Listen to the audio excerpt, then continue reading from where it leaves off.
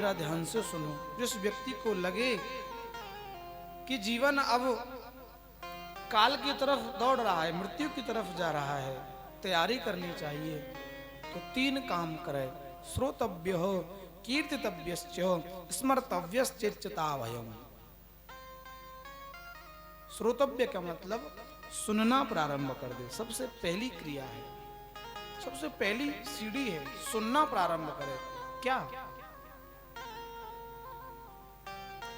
भगवत गुणानुवाद, भगवान की कथाएं सुनना प्रारंभ करें।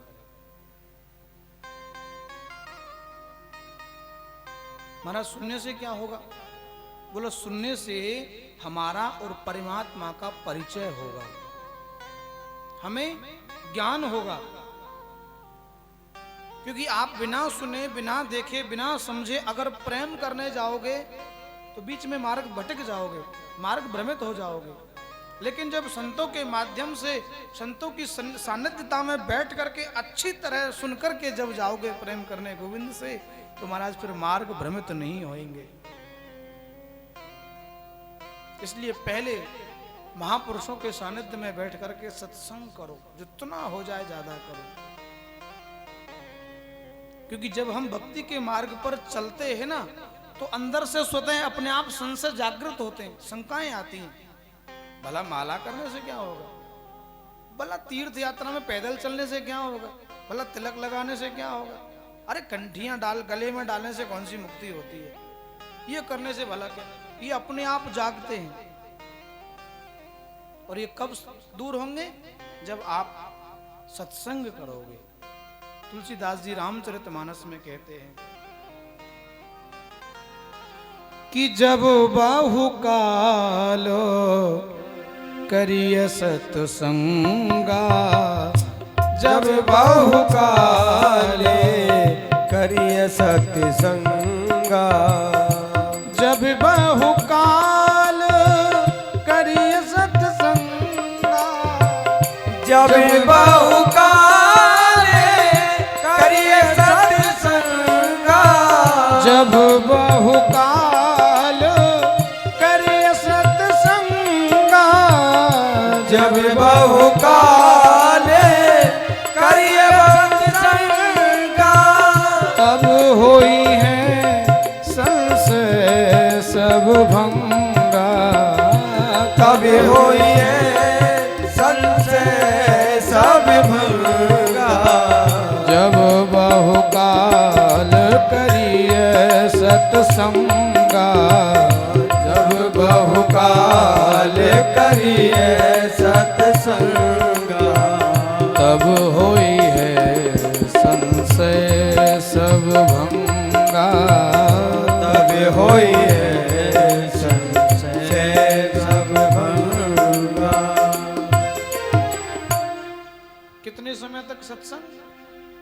जब बहुकाल करिए सत्संगा, बहुत लंबे समय तक जब आप निरंतर सत्संग करोगे, तब जाकर के आपके सब संशय दूर हो जाएंगे और विशुद्ध परिचय तब परमात्मा से होगा। फिर प्रेम होगा, और जहां प्रेम होगा वो फिर निष्कपट, निस्वार्थ, हेतु रहित प्रेम होगा। फिर परमात्मा आपको स्वीकार करेंगे। इसलिए सबसे पहले सुनो।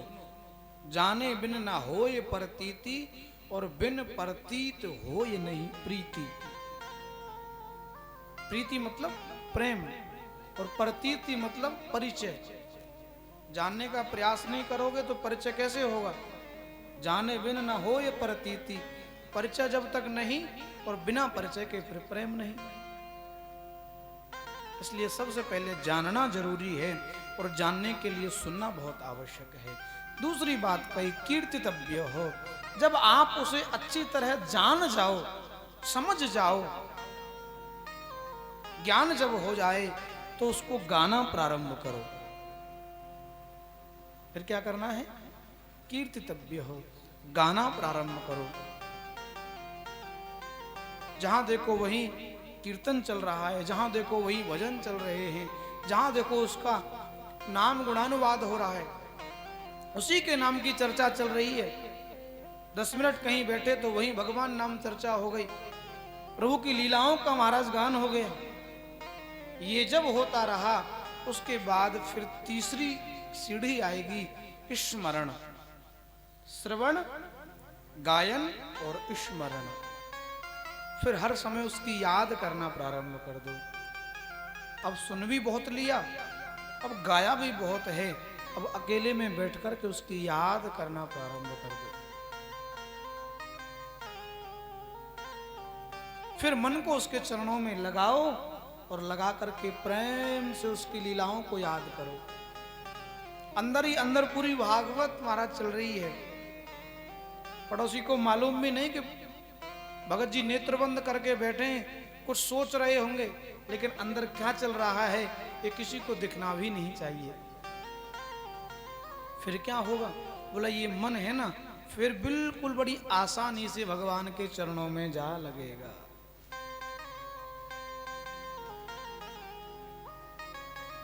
मन को वैसे तो मन के बारे में बहुत बहुत लिखा है। मन लोभी, मन लालची, न जाने क्या क्या लिखा है। लेकिन ये मन लोहे के समान बड़ा कठोर है।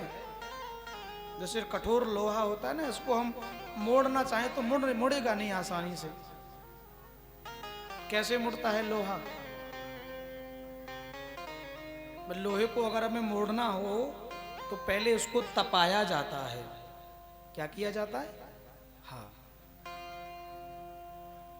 धधकती हुई अग्नि में उसको खूब तपाओ और एकदम लाल जब हो जाए तब महाराज इसमें हथौड़े की चोट से हम इसको मोड़ सकते हैं। ठीक उसी तरह हमारा मन है, इस मन को भी तपाओ।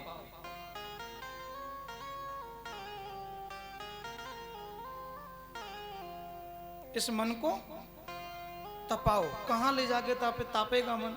कहां गर्म होगा?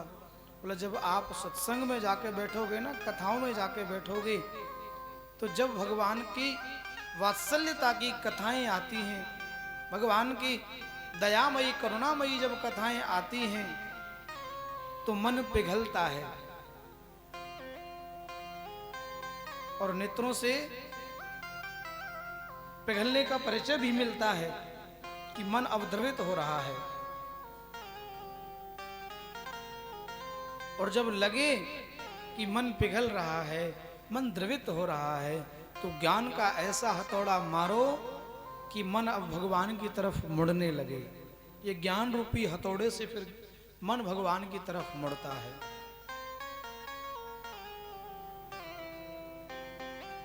तुलसीदास जी यही करते थे।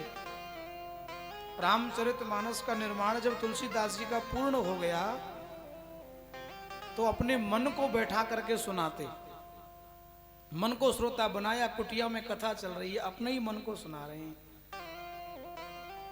और जब भगवान के करुणावतार की जो कथाएं आती उनको सुनकर के मन द्रवित होता, अश्रुपात होने लगता। और उसी समय तुलसीदास जी अपने मन को फटकार लगाते, डांटते, ज्ञान रूपी हथौड़ा मारते। रामचरितमानस में तो कई जगह ऐसा हुआ है। एक कथा आती है, राम जी विश्वामित्र जी के पास गए थे वन में यज्ञ की रक्षा करने के लिए। विश्वामित्र महामुनि ज्ञानी, बसई विपिन शुभ आश्रम जानी, यज्ञ करते थे। मारीच आदि ने यज्ञ में विघ्न डाली तो दशरथ जी के पास पहुंचे, राम लक्ष्मण को ले आए। यज्ञ की रखवाली हो गई, यज्ञ पूर्ण हो गया। और उसी समय जनकपुर से स्वयंवर का निमंत्रण विश्वामित्र जी को आया, तो दोनों चेलाओं को लेकर के जनकपुर जब जा रहे हैं, गौतम ऋषि का आश्रम मार्ग में मिला। अब वीरान पड़ा है, इतना सुंदर आश्रम वीरान पड़ा है। राम जी को संदेह हो गया तो विश्वामित्र जी से सहज में ही पूछ लिया, महाराज ये प्रभु ये क्या है? तो विश्वामित्र जी ने गौतम ऋषि की पूरी कथा सुनाई और गौतम ऋषि ने जो श्राप अहिल्या को दिया वो श्राप की बात बताई। और अहिल्या पत्थर की बनी पड़ी है आश्रम में, ये भी बताया। राम जी के मन में दया आ गई, ऐसी सौभाग्यशाली स्त्री का तो दर्शन करना चाहिए। करुणा आ गई अहिल्या के ऊपर, वो निर्दोष थी, उसका कोई दोष नहीं। ऐसी पतिव्रता नारी के ऊपर इतना बड़ा अंकुश लगा, ऐसी पतिव्रता नारी का, ऐसी सौभाग्यशाली स्त्री का दर्शन गुरुदेव मैं भी करना चाहूंगा। राम जी को लेकर के गए, चरणों से जब हवा के झोंके से धूल उड़ी राम जी के, और वो धूल जाकर के पत्थर पे लग गई, पत्थर की बनी पड़ी अहिल्या का उद्धार हो गया। अब ये कथा तुलसीदास जी ने अपने मन को सुनाई कुटिया में बैठ करके, और जब ऐसी करुणामयी कथा सुनी तुलसीदास जी के मन ने, तो नेत्र सजल हो गए, रोंगटे खड़े हो गए, मन पुलकित होने लगा, पिघलने लगा, द्रवित होने लगा। और तुलसीदास जी ने देखा मन द्रवित हो रहा है, उसी समय फटकार लगाई, अस प्रभु दीन बंधु हरि कारण रहित दयाल, तुलसीदास सठताह भज छाण कपट जंजाल। तुलसीदास जी मन को कह रहे हैं, तुलसीदास सठ ताह भज, अपने मन को कौन सा संबोधन दिया? सठ। देखो भाई, सठ कब बोला जाता है? सठ का मतलब तो समझते होंगे ना, दुष्ट, मूर्ख। हाँ, अपने मन को कितना कठोर संबोधन किया है।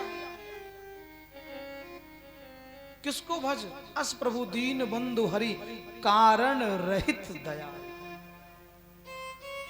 कितना दयालु है कि वो करुणा करने का, कृपा करने का कारण नहीं ढूंढता, कारण रहित दयाल है।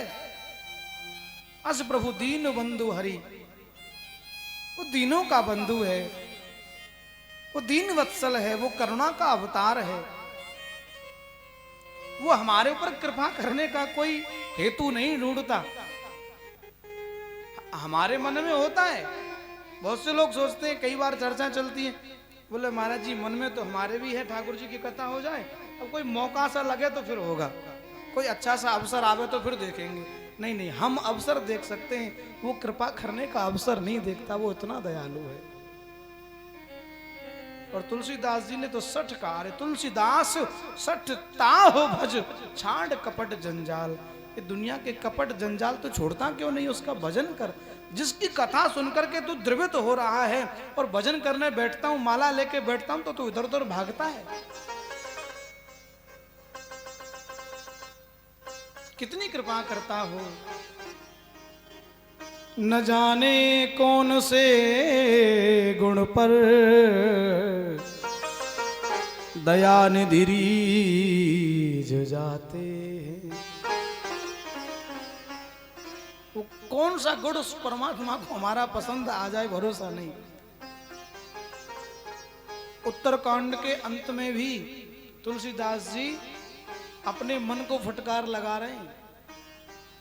पाही न केहि गत पतित पावन, राम भज सुन सठ मना। पाही न केहि गत, अरे जिसने उसको भजा किसकी गति नहीं हुई? पाही न केहि गत, उसका नाम तो बता, जो उसकी शरण में आ गया और कल्याण ना हुआ हो, कृपा नहीं हुई हो। पाही न केहि गत पतित पावन, अरे वो तो पापियों को भी पावन करने वाला है। राम भज सुन सठ मना, अरे तू राम जी का भजन कर मन, क्या तू फालतू के चक्कर में लगा है। लेकिन होगा कब?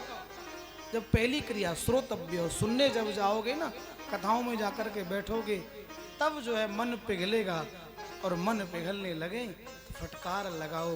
मन धीरे धीरे धीरे धीरे ज्ञान के हथौड़े की चोट जब पड़ेगी तो प्रभु के चरणार विंद में लग ही जाएगा।